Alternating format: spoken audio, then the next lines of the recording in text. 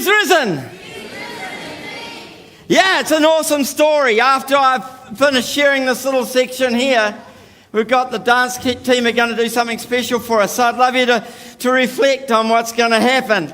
You know, we know our God is the one who is risen. He's the one who promised the best for us. He's the one who we live for those who know him already. He's the one who did more for us than we ever deserved. Because none of us is good. I said on Friday, people will often say to me, you know, I'm good, I'm all right, I'm good with God, I'm going to get to heaven. Without this, none of us can. And without a response to him, none of us will. So I want to look at it just briefly here this morning. I want to have a look at the whole picture.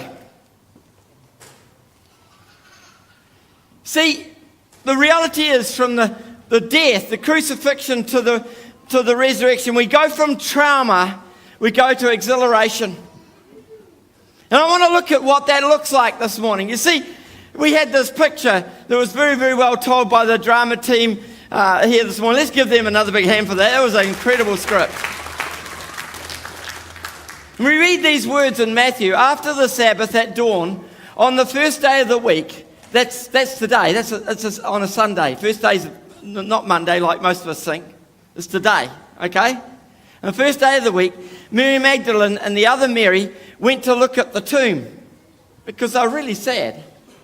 So there was a violent earthquake, for an angel of the Lord came down from heaven and going to the tomb, rolled back the stone and sat on it.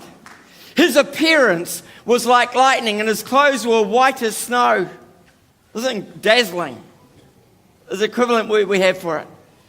The guards were so afraid of him that they shook and become like dead men.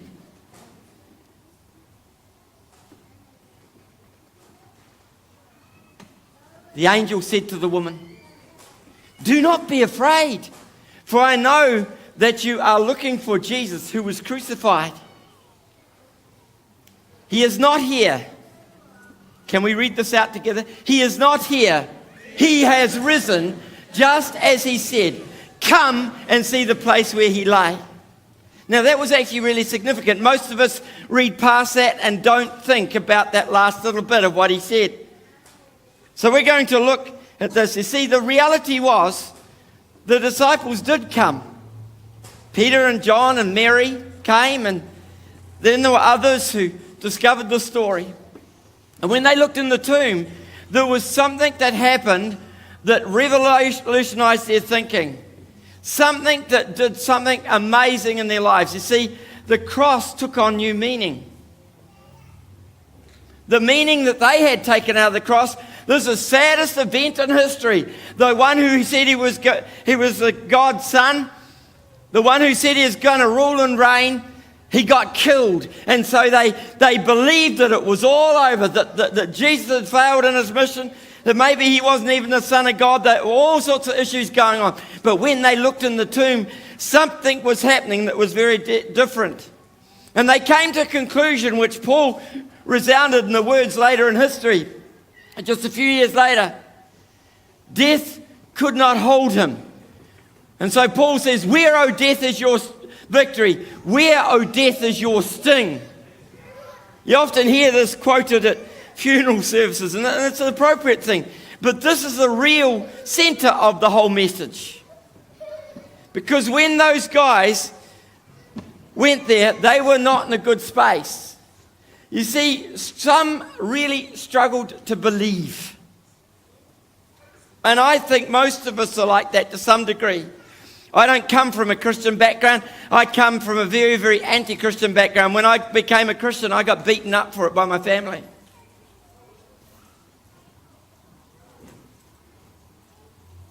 Some struggled to believe. Resurrection didn't fit their view of the world. And for most of us, if we're really honest, it doesn't fit our view of the world. Because as the guys said earlier, resurrection didn't fit their view of the world. It certainly didn't.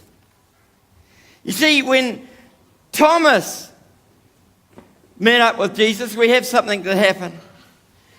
He was often called in history Doubting Thomas. He was no more doubting than anybody else. He just happened to express it very clearly.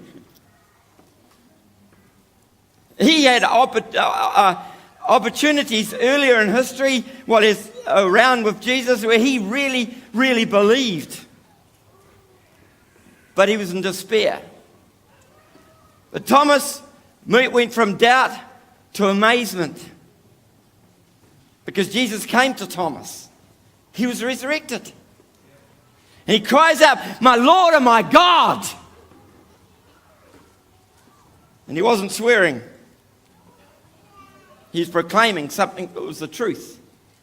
Then we have the fact that when the disciples came and looked inside the empty tomb, the thing they kept telling about was because there was something in that tomb that our man who worked at the cemetery where the tombs were actually talked about as well. What was it? Well, there was a hardened cocoon in there. Now, let me explain what that means. When Joseph and Nicodemus took Jesus and wrapped him in the grave clothes, they used about 75 pounds, the scripture says, of myrrh, a sap that hardens when it hits the air, hardens very quickly, to soak and wrap the linen strips, embalming Jesus' body. You find that in John. So what? You say to me. Well, when the disciples saw the hardened wrap without the body in it, they knew the body could be what? I can't remember what the word was I put in there. Yeah, could not be removed. That's right. Without destroying it. You see, that's the reality. It could not be removed without destroying this wrap. So you couldn't get Jesus out and then try and reshape it, because that just was impossible. So, and then on top of it, there's guards outside and there's all this other stuff going on. So we have this story, and I'm going to give you the passage where it talks about it. Then Simon Peter came along behind him. It's behind John. And he went straight in the tomb because John stopped. He hesitated. He saw the strips of linen lying there, as well as the cloth that had been wrapped around Jesus' head. The cloth was still lying in its place, separate from the linen. That was the stunner. Now, I've sought to try and portray it here. The head's off the body. The cloth is separate because the practice they had in embalming was that they wrapped the body and they wrapped the head separately. And when they looked at that, they knew that what Jesus had said was true, that he was going to rise from the dead. Now, there's people in history who have really tried to argue with this. The problem with their arguing with this is that it's actually not as logical as it seems. For example, there's one person, along with many others, who saw things differently. And on this occasion, we have finally the other disciple who had reached the tomb first also went inside, and he saw and believed. Who was the other disciple? It was John. He writes about himself in the sort of almost second person. And so people who've seen this, who've heard this story, some have tried to rubbish it. And as you heard, the soldiers and the Pharisees tried to make out that somebody had nicked his body. But you see, you can't steal a body out of a grave clothes like that. It's just not possible. And so we had one very respected Jewish scholar who was not a Christian. If you understand the history, most Jewish people have rejected Jesus, although that's been changing in recent years dramatically. But this respected Jewish scholar, Simon Greenleaf, founder of the Harvard Law School, so he's a significant person, tried to use his laws of evidence to challenge the theory of the resurrection, and he became a follower of Jesus. That's how powerful the story is. It speaks right through history, right up till today. There's all sorts of other convincing proof that we find as well. When Jesus died, some of the things that happened, and I've only just mentioned a couple of things here, darkness came upon the land in the afternoon. Earthquakes struck. They were so violent that the temple was really messed, but like the Christchurch Cathedral, on that kind of scale. And then a curtain that was 100 millimetre thick. Now, we don't make curtains really thick, but for this temple curtain, it was 4 inches thick for those who are older, 100 millimetres for those who are younger, thick. It was ripped from top to bottom. Now, there's no way you could do that. You could put a couple of bulldozers on it and rip it. Yeah, sure. But there's no way that anything else could do it. Because they didn't have bulldozers around, did they? Okay? And dead people were walking around the city, and people saw dead people who were not followers. Lots of people come out of their graves and were seen around the city. That's got to be a wee bit freaky. That's not going to be kept hidden in a closet and a secret. Everybody's going to know. I mean, imagine if that happened here in Wellington, you know. We had all the old people that were well known in the city, plus a few others wandering around Wellington after an earthquake. People going, whoa! What would be the most important news at that point? I don't think the earthquake would take such high priority. I think people are going, this is really freaky. The earthquake caused this and this huge thing that's happened. You see, the disciples in the garden saw Jesus. 2 of them on the road to Emmaus met Jesus. In the upper room, he comes through, blow me down, a wall. He just through the wall. That's when Thomas did his thing. There were hostile witnesses who acknowledged to have seen him. And there were 500 witnesses altogether on one occasion who saw him, saw what had happened. That's a pretty powerful story when you've got that many people who are backing the story up. You see, the reality is that those things that happened in themselves are enough evidence, would be enough evidence for any law court, as time and time again it's proven. Then, and this I think is more significant in some ways, because we can know about facts, but when you see what actually happened, the evidence of the power of changed lives was just incredible. We had the disciples. They went from fearfulness to being Lions of Judah, to being powerful people who didn't have any fear anymore. They weren't going to hide in the houses around. They weren't going to hide in places where the soldiers couldn't get them. They were out in the streets. They were so empowered by this experience, they didn't care if they died. Why? Because they knew the resurrection was possible and Jesus had promised that to them. So that's why they didn't have the fear. Because prior to that, they did. They had a huge fear. And then, another absolute truth would be Mary. Mary, the empowered. She changed. Dramatic change in her life. And the resurrection is actually really the answer to humanity. It really is the answer to all of us, because we're just a bunch of sinners, me included. I've been a pastor for 40 years and I'm still a sinner. I still sometimes think things I shouldn't think. Not very often I do things very often much, but now and again I get a bit of when somebody cuts me off, or, you know, we all have these common experiences, don't we? None of us are not sinners. We're all sinners, eh? I remember a few years ago when my youngest daughter was a lot younger. She was driving down with me in the car up Mungavin, and this lady decides to go very, very slow. She thinks it's really safe to drive around the roads at 30 kilometres an hour. And that day, I learned a great lesson from my daughter about how much of a sinner I was. She said, "Dad, you're meant to be a pastor, you're meant to be a Christian." Because I'd voiced my opinion about this lady. I didn't use bad language or anything. "Oh man, this woman's just so impossible. She ought to learn to drive." Yeah, she was driving me mad. I sort of thinking in my head, going that speed, somebody's going to try and overtake her in the wrong place and cause an accident. She'll be the cause of the accident. No. She's not the cause of the accident. The person who's silly enough to overtake her. That's really the cause. At that point, you see, we get everything out of order. We are sinners. So the resurrection is the answer to a whole bunch of things. It's an answer to pride and arrogance, to loneliness, to emptiness. It's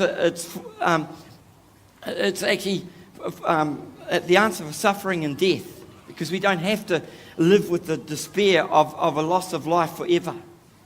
And then, lastly, it's the answer to separation from God, because Jesus dying on the cross actually opens the door so that we can be close to God. He's a holy God, and we could not approach him on our own, but he could, by dying for us, he could die on our behalf and get forgiveness for us, for all the things we've done wrong.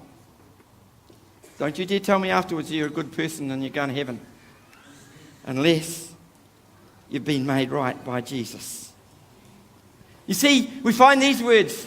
There's a resurrection hope, and it says in John, I tell you the truth, whoever hears my word and believes him who sent me has eternal life and will not be condemned. Now, I want to tell you something here. The word believes doesn't mean intellectual assent. That's a misuse of the word. The original meaning of that word, where it came from, out of Hebrew and also out of the Greek language, to believe meant that you'd actually took action. You made a step. There was a tightrope walker many years ago who used to walk across the Niagara Falls, and he had a rope mounted across there, and he used to wheel a wheelbarrow out and turn around the rope and then wheel back. And he'd say, who believes that I could take somebody out in a wheelbarrow and bring them back safely? A whole lot of people cheered. Yes, they all believed in Blondin because I'd just seen him do this amazing stuff. Then he'd look for the most enthusiastic person in the crowd, and he'd say, you, sir, can you get in the wheelbarrow? The interesting thing is, over the years he did it, not one person was willing to climb into the wheelbarrow. But they said they believed him. See, they didn't believe him. They just thought it might be possible. So belief isn't just about thinking it might be possible. Belief is about action. He says, has eternal life, will not be condemned. They have crossed over from death to life. And you can start living that life right now. You see, for me personally, I found a whole lot of things happen for me because as I said earlier, I don't come from a Christian background. I found love I'd never discovered before.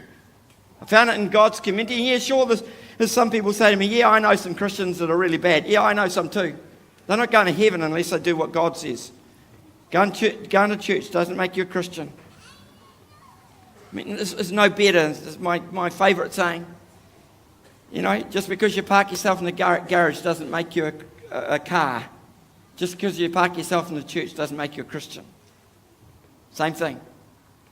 So I found love. I found faith. I found trust like I'd never had in my life. I found fun. And man, we had some balls, you know, just building this thing here.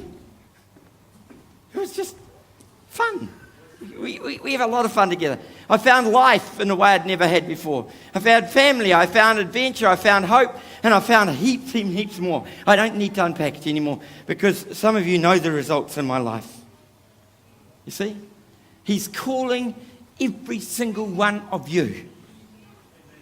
If you're already a follower, but or started out as a follower and you're not in a good place, don't forget what he's done for you. Live differently. You're not yet a follower of Jesus.